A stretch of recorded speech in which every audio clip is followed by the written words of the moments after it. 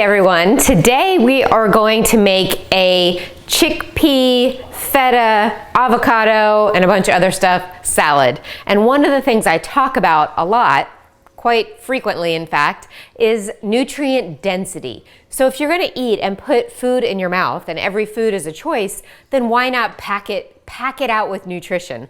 And so garbanzo beans or chickpeas are loaded with protein, and then you've got avocado that have those good fats, those monounsaturated fats, and then we've got some veggies and some feta cheese and lots of spices to spice it up.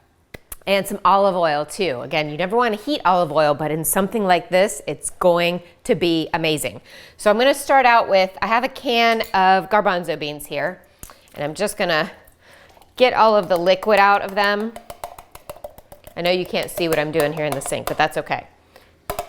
So, and give it a little shake. You don't necessarily need to rinse it, but you do want to check the ingredients and make sure there's nothing funky in there. Now, if you have a pressure cooker at home, you can save tons of money by doing this yourself. And you can make beans that normally take a long, long time to soak and to cook in your pressure cooker, and it's really, really easy. Now, one other thing about affordability.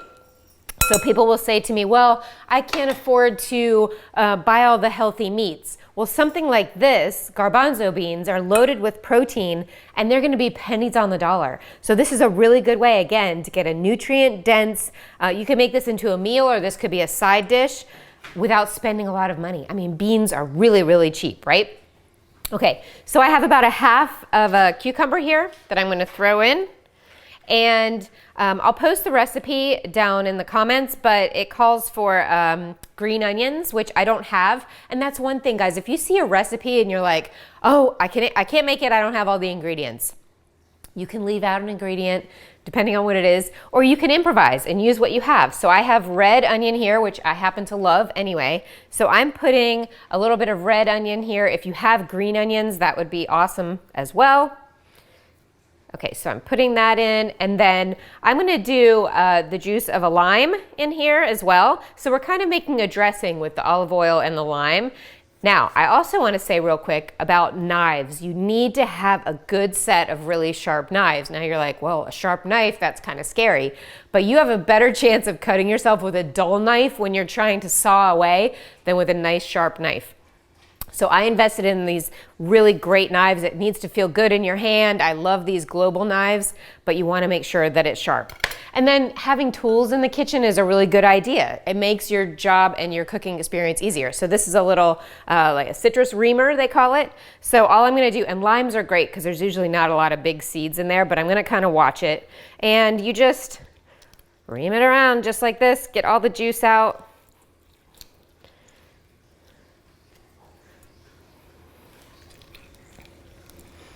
It smells so good. Limes smell amazing. Okay, so this is sort of going to make the dressing for our salad. And then I'm going to cut up some feta here. And again, the other thing is when you're making something like this, it's all to your preference. So you can put as much or as little as you want in your salad, right? So that's what's really nice about cooking. It's your show. You can do it however you want, right? Okay. So I'm putting some feta cheese in here. That looks pretty good to me. You can put more. You can see how I'm starting to have some really nice colors in there. And then comes the avocado. Now, this is again why you need a sharp knife. So I'm going to cut, I want to show you guys, hopefully you can see this. Maybe I'll move a little closer. So I'm starting the cut at the large side, and I'm just going to cut around, and my knife is hitting the pit in the middle. So my knife is hitting the pit in the middle, and then once you have it cut all around, just give it a little twist and you'll see it open up. Now this avocado is nice and ripe and you'll see some little brown spots. Don't care, that's basically just oxidation. And so a trick for getting out your pit is you don't want to dig at it, but you have to be careful with this. And again, you want to have a nice sharp knife, but you just stick it in there and then give it a little twist. So I cut into it, gave it a little twist, and then you just knock it off of your knife, okay? Avocados, awesome. And then you can have, they make avocado tools, but all you really have to do, use a spoon and go right around the shell, just like that.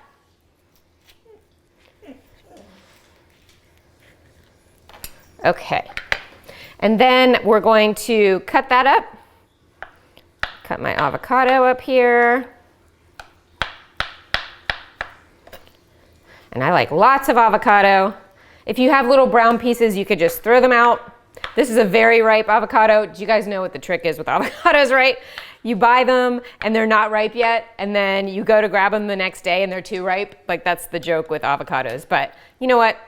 I just scrape out the bits that I don't want, and sometimes I'll even try to like eat them when they're not completely done. So let me give my hands a wash here. Okay. And then all we're gonna do, guys, is we're gonna put some olive oil, and this doesn't have to be exact, you're just dressing it here.